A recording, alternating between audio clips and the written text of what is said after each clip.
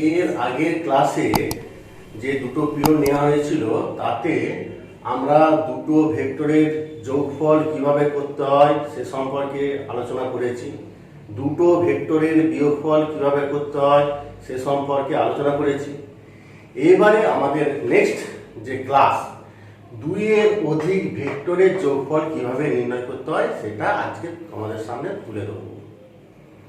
তো এখানেও একই জিনিস, দুটো পদ্ধতি আছে, একটা হচ্ছে জ্যামিতিক পদ্ধতি আর একটা হচ্ছে গাণিতিক পদ্ধতি। জ্যামিতিক পদ্ধতিতে এখানে একটাই সূত্র আছে, ভেক্টর যোগের বহুভুজ সূত্র। আর গাণিতিক পদ্ধতিতে আছে ভেক্টরের বিভাজনের দ্বারা ম্যাথমেটিক্যালি খুব সহজে আমরা একাধিক ভেক্টরের যোগফল বের করে নিতে পারি। আর জ্যামিতিক পদ্ধতিতে করতে গেলে এই বহুভুজ সূত্রের সাহায্যে সমস্ত ভেক্টরগুলোর মান এবং দিক ঠিক রেখে জ্যামিতিক স্কেল, পেন্সিল কম্পাস আর চাঁদার সাহায্যে সঠিকভাবে ছবি এঁকে আমাকে একাধিক ভেক্টরের যোগফল বের করতে হবে। তো ফার্স্টে আজ আমি আলোচনা করছি জ্যামিতিক পদ্ধতি অর্থাৎ বহুভুজ সূত্র।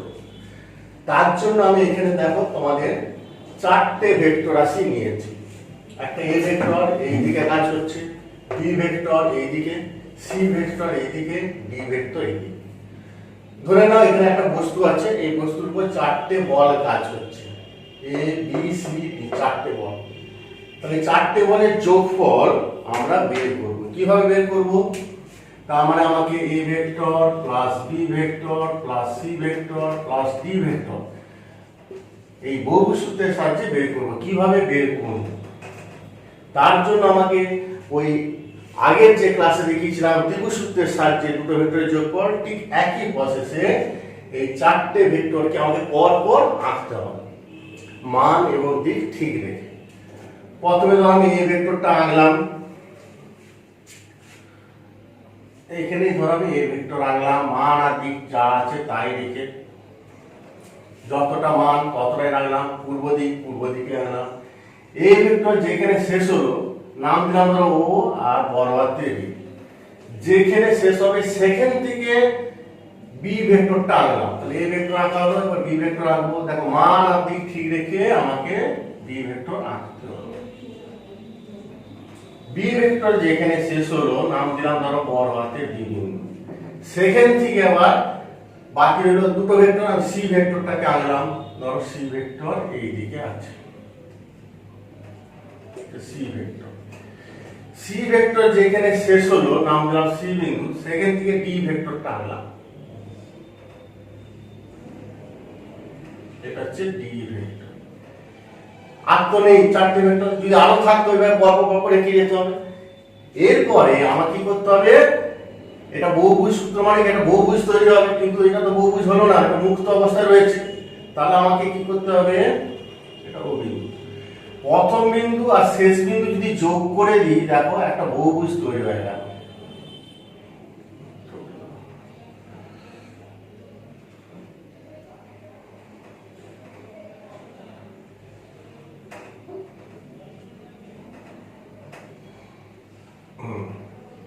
এ vector, B vector, C vector, D vector, এটা সি বিন্দু, এটা ডি বিন্দু। তাহলে দেখো ও থেকে ডি বিন্দু পর্যন্ত একটা সরলরেখা দিয়ে যোগ করে দিলে তাহলে ও ডি এই বাহুটা হবে A vector, B vector, C vector আর ডি ভেক্টর, চারটে ভেক্টরের যোগফল। এটা সমান যদি আমি আর ভেক্টর দিই তাহলে এইটাই হবে আর ভেক্টর। যে স্কেলে এই চারটে ভেক্টরকে এঁকেছিলাম সেই স্কেলে আর ভেক্টরের দৈর্ঘ্যটা মেপে নেব, সেইটাই হবে আর ভেক্টরের মান, আর দিকটা হবে ও থেকে ডি এর দিকে। ঠিক তোমরা যেমন সরল পড়েছিলে লব্ধি সরল নির্ণয়, ধরো ও বিন্দু থেকে একটা বস্তু প্রথমে ও এ রেখা বরাবর গেল, তার সরল হলো এই ভেক্টর, তারপর এই বি বরাবর গেল, তারপর বি থেকে সি, তারপর সি থেকে ডি তে এলো। তাহলে লব্ধি সরল কিভাবে নির্ণয় করেছিলে, প্রথম বিন্দু আর শেষ বিন্দু সংযোগকারী সরলরেখা দ্বারা লব্ধি সরল নির্ণয় করা হয়।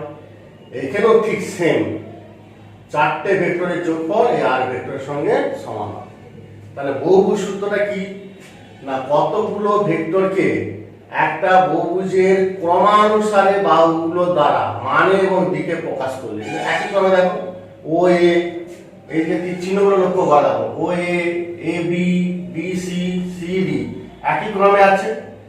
তাহলে বিপরীত ক্রমে গৃহীত অন্তিম বাহুটি যেটি বহুভুজটাকে বদ্ধ করলো, কারণ এটা না থাকলে বহুভুজটা মুক্ত ছিল, এইটার সঙ্গে যোগ করে দিলাম এবং বিপরীত ক্রমে নিলাম। এটা যে ক্রমে তীর চিহ্নগুলো ছিল দেখো, এই তীর চিহ্নটা তার ঠিক বিপরীত ক্রমে। তাহলে বিপরীত ক্রমে গৃহীত এই অন্তিম বাহুটা এই ভেক্টরগুলোর লব্ধিকে মানে লব্ধিকে প্রকাশ করবে। এই হলো বহুভুজ সূত্র। এটা খুব সহজে আমরা প্রমাণ করতে পারি ত্রিভুজ সূত্রের সাহায্যে। কারণ এখানে দু ধরনের কোশ্চেন হয়, ভেক্টর যোগে বহুভুজ সূত্রটি বিবৃত করো, যেটা এখন বললাম। এবার ত্রিভুজ সূত্রের সাহায্যে এই বহুভুজ সূত্রটি প্রমাণ করতে হবে। তার জন্য আমরা কি করছি, দেখো ও বিন্দু আর বি বিন্দু যোগ করে দাও। যোগ করে দেখো একটা ত্রিভুজ তৈরি হলো, ও এ বি ত্রিভুজ। এই ত্রিভুজের দেখো ও এ এবং এ বি তীর চিহ্নগুলো দেখো একই ক্রমে আছে। তাহলে এই দুটো ভেক্টরের যোগফল কোনটা হবে, ও বি ভেক্টর। তার মানে এটা হবে A vector plus B vector. আচ্ছা, আমি ছবিটা যদি বড় করে আঁকি তখন সুবিধা হবে, না এটা মুছে দিই, অসুবিধা হচ্ছে।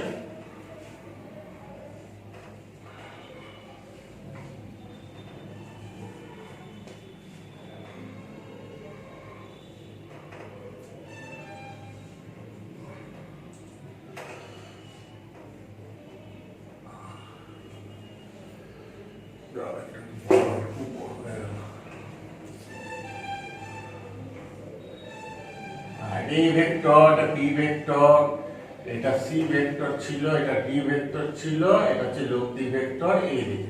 এই ছবিটা আমি একটু বড় করে এঁকেছি। এর নাম দিয়ে দাও ও A B C R D. এবার ও আর বি যোগ করে দাও। তাহলে ও এ বি ত্রিভুজের ও এ আর এ বি একই ক্রমে আছে, তাহলে এই যে রেজাল্টেন্ট ভেক্টর হবে ও বি। ত্রিভুজ সূত্র অনুযায়ী এটা আগের ক্লাসে পড়ানো হয়েছে, এই ভেক্টর প্লাস বি ভেক্টর। আবার একই ভাবে ও আর সি যোগ করে দাও। তাহলে ও বি সি ত্রিভুজের দেখো ও বি বাহু আর বি সি একই ক্রমে আছে, দেখো একই ক্রমে তীর চিহ্ন লক্ষ্য করো। তাহলে বিপরীত ক্রমে গৃহীত এই বাহুটা কি হবে, এই দুটো যোগফল। এই বাহুটা সমান এইটা যুক্ত এইটা, এইটা মানে A vector plus B vector আর এইটা মানে সি ভেক্টর হয়ে গেল। আবার ও সি ডি এই ত্রিভুজের দেখো ও সি এবং সি ডি একই ক্রমে আছে, তাহলে বিপরীত ক্রমে গৃহীত ওডি বাহুটাই কি হবে, ওদের যোগফল। তাহলে ওডি ভেক্টর সমান O C vector plus C D vector. O C vector মানে যে প্রমাণ করলাম A vector plus B vector plus C vector plus C D vector মানে ডি ভেক্টর। দেখো ওডি ভেক্টরকে আর ভেক্টর দিয়ে প্রকাশ করে দিতে, অতএব আর ভেক্টর সমান দেখো প্রমাণ হয়ে গেল। তাহলে এইটাই বাহুটা কি হলো, এই 1 2 3 4 এই চারটে ভেক্টর যোগফলের সঙ্গে সমান হয়ে গেল। এই হচ্ছে ভেক্টর যোগের বহুভুজ সূত্র। আমাকে এইভাবে এঁকে যেতে হবে, যতগুলো ভেক্টর থাকবে পর পর এঁকে যাবে, এঁকে গিয়ে অন্তিম বাহুটাই হবে ওই ভেক্টরগুলোর সমষ্টি বা লব্ধি। এরও প্রচুর অ্যাপ্লিকেশন আছে, অঙ্ক আছে, দেখানো হবে। তার আগে এই জ্যামিতিক পদ্ধতি হলো, এবার হচ্ছে গাণিতিক পদ্ধতিতে আমরা একাধিক ভেক্টরের যোগফল কিভাবে করতে হয় দেখাবো। তো সেইখানে যেতে গেলে আমাকে একটা জিনিস জানতে হবে, ভেক্টরের বিভাজন, সেটা কি একটু আলোচনা করা যায়। ভেক্টরের বিভাজন আমরা করেছি, ভেক্টরের সংযোজন মানে দুটো ভেক্টরের যোগফল কিভাবে করতে হয় আমরা জেনেছি। এখন একটা ভেক্টরকে দুটো ভাগে বিভক্ত করা হয় কিভাবে সে সম্পর্কে আলোচনা করব। তো দুটো ভেক্টরের যোগফল যদি করা হয় সবসময় কি হয়, একটাই ভেক্টর হয়, লব্ধি ভেক্টর আর। তোমরা করেছো, ধরো এটা এ ভেক্টর, এটা বি ভেক্টর, যোগ করলে সামান্তরিক সূত্র অনুযায়ী এই কর্ণটা হচ্ছে লব্ধি ভেক্টর আর ভেক্টর। দুটো ভেক্টরকে যোগ করলে একটাই পাবো। কিন্তু যদি বলা হয় একটা ভেক্টর দিয়ে দিয়েছে, ধরো আর ভেক্টরটা দেয়া আছে, এইটাকে দুটো ভাগে বিভক্ত করতে হবে। তাহলে একটা ভেক্টর থেকে দুটো ভাগে বিভক্ত করতে গেলে অনেকগুলো মান পাওয়া যায়, অনেকগুলো। হ্যাঁ, ধরো আমি এই আর ভেক্টরটাকে ধরো এই দিকে একটা আলফা করে, এই দিকে একটা বিটা করে ভাঙছি। এমন দুটো ভাগে বিভক্ত করতে হবে যাতে সেই দুটো অংশ যোগ করলে আবার কি দাঁড়াবে, এক আর ভেক্টরই দাঁড়াবে। তার মানে আমাকে কি করতে হবে, এটা যদি আর ভেক্টর হয় এটাকে যদি ধরো ও এ আর ও বি এই দুটো দিকে ভাঙি, তাহলে ও এ আর এ ও বি এই দুটো যোগ করলে আর হবে, আবার আটকে ভাঙলে ও এ প্লাস ও বি দুটো হবে। এবারে আলফা বিটা অসংখ্য মানের জন্য তার আর ভেক্টরের ও এ আর ও বি এই দুটো ফাংশনের মান যদি পি আর কিউ হয়, পি ভেক্টর কিউ ভেক্টর হয়, তাহলে আলফা বিটা অসংখ্য মানের জন্য পি কিউ এর অসংখ্য মান হবে, কারণ আলফার মান 0 ডিগ্রি থেকে 180 ডিগ্রি, বিটার মান 0 ডিগ্রি থেকে 180 ডিগ্রির মধ্যে চেঞ্জ হতে পারে, তাহলে পি আর কিউ অসংখ্য মান হবে। সুতরাং একটা ভেক্টরকে ভাঙলে আমি অসংখ্য দুটো ভাগে বিভক্ত করতে পারি।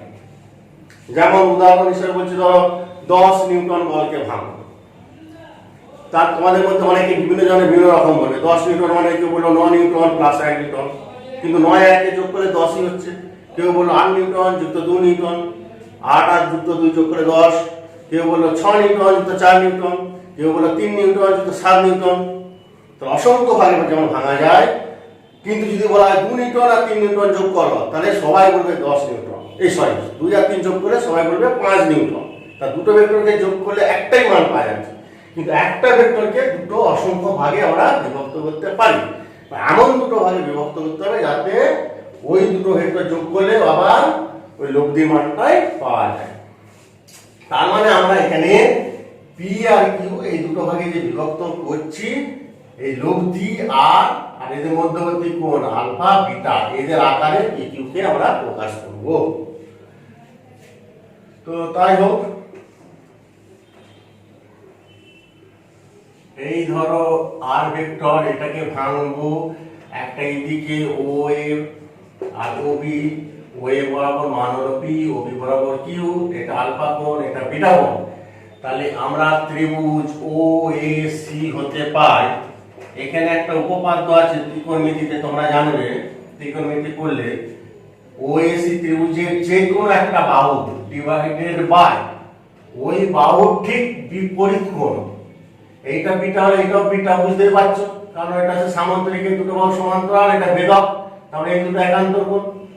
এটা আলফা এটা বিটা, আর এই কোণটা কত হবে, এইটা হবে 180 degree minus alpha plus beta, কারণ একটা তুলে তিনটে কোণের যোগফল 180, তাহলে 180 থেকে এই দুটো কোণের যোগফল বিয়োগ দিলে দ্বিতীয় কোণটা পাওয়া যাবে।